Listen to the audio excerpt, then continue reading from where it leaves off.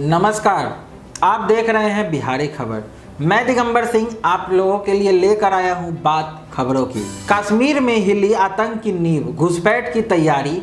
मुख्यमंत्री राजनीतिक बयानबाजी के बजाय किसानों की मदद करे, देवेंद्र फडणवीस। नवजोत सिद्धू रातों रात बदले, कैप्टन की जी भर की खुशामद।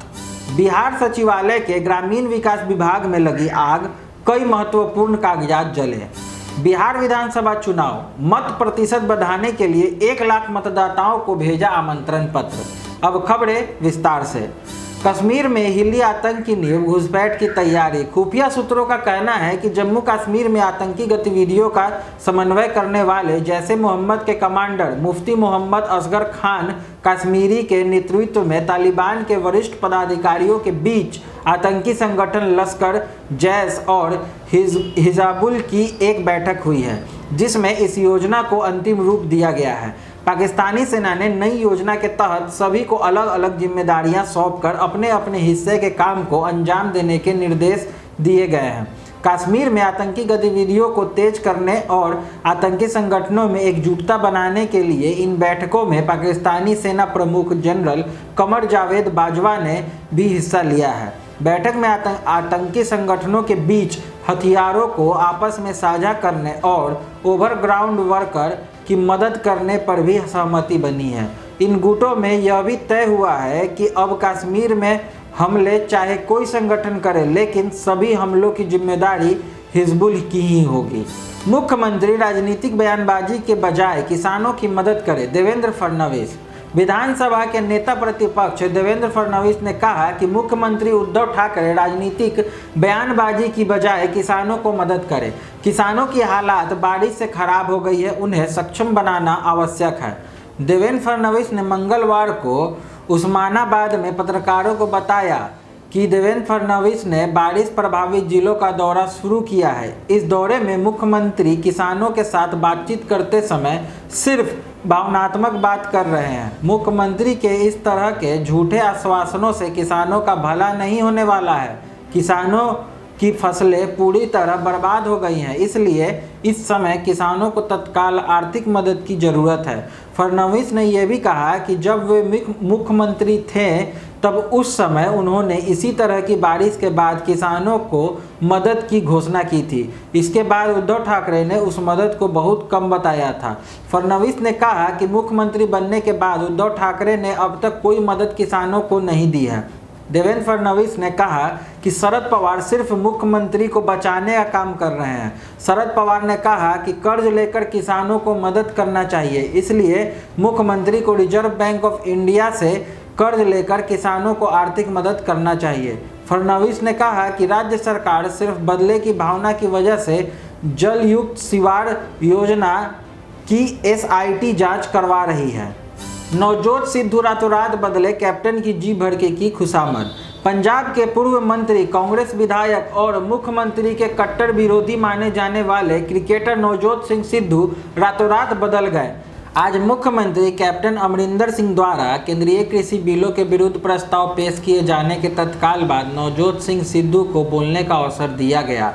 सदन में बिल पेश करने के लिए सिद्धू ने मुख्यमंत्री जी का भरकर प्रशंसा की, लेकिन सिद्धू के संबोधन शुरू होने के चंद क्षणों पहले ही पंजाब सरकार के फेसबुक का लाइव प्रसारण बंद करवा दिया गया, क्योंकि कल सदन में सिद्धू ने जी भरकर कैप्टन सरकार को कोसा था और आज उनकी भाषा पूरी तरह बदली हुई थी। विपक्षी दलों के विधायक यह कहते नजर आए कि पार्टी हाईकमान के हुक्म के गुलाम होकर सिद्धू अपना राग बदल गए। एक दिन पूर्व सिद्धू को सदन में बोलने का मौका नहीं दिया गया था, इसलिए उन्होंने खुद ही अपने सोशल मीडिया पर लाइव होकर केंद्रीय कृषि अधिनियमों की नुक्ताचीनी की, परंतु आज वे बोले तो उसमें विरोध वाले अंश नदारद थे। लेकिन जब उन्होंने सदन में बोलना शुरू किया तो जल्दी ही पंजाब सरकार के फेसबुक के लाइव को बंद कर दिया गया। विधानसभा में भी सिद्धू को पीछे की सीट दी गई। बिहार सचिवालय के ग्रामीण विकास विभाग में लगी आग, कई महत्वपूर्ण कागजात जले। बिहार सचिवालय के ग्रामीण विकास विभाग में मंगलवार को आग लगने से कई महत्वपूर्ण कागजात जलने की सूचना है। ग्रामीण विकास विभाग के दफ्तर में आग लगने की जैसे ही सूचना मिली, अफरा तफरी मच गई। घटना के बारे में बताया जाता है कि घंटाघर स्थित ग्रामीण विकास विभाग में सोमवार रात से ही आग लगी है। फायर ब्रिगेड की 6 गाड़ियां मौके पर मौजूद हैं और आग बुझाने में लगी हुई है। ग्रामीण विकास विभाग के कई कमरों से अभी भी धुआं निकल रहा है। हालांकि आग लगने की वजह अब तक पता नहीं चल सका है। बिहार विधानसभा चुनाव, मत प्रतिशत बढ़ाने के लिए 1 लाख मतदाताओं को भेजा आमंत्रण पत्र। आगामी बिहार विधानसभा चुनाव में मत प्रतिशत बढ़ाने के लिए भारत निर्वाचन आयोग के निर्देशानुसार प्रशासन कई स्तर पर काम कर रहा है। विभिन्न तरह के जागरूकता अभियान चलाकर हर घर के मतदाताओं को मतदान करने के लिए प्रेरित किया जा रहा है। इसी कड़ी में अब बेगूसराय के 1 लाख मतदाताओं को आमंत्रण पत्र भेजा जा रहा है, जिससे वे लोकतंत्र के इस महापर्व में अपनी भागीदारी सुनिश्चित कर सकेंगे।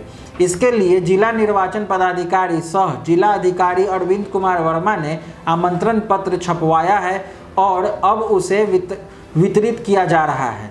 आमंत्रण पत्र में कहा गया है, प्यारे मतदाताओं, बिहार विधानसभा निर्वाचन 2020 देश की लोकतांत्रिक परंपरा का प्रतीक है। लोकतंत्र का महापर्व हर पल हमारी स्वतंत्रता को विस्तार दे रहा है। साथ ही एक मतदाता के रूप में हमें अवसर भी प्रदान कर रहा है कि अपने पसंद के जनप्रतिनिधि का चयन कर सके। बेगूसराय जिले के सभी 7 विधानसभा क्षेत्रों के लिए 3 नवंबर मंगलवार को मतदान की तिथि निर्धारित है।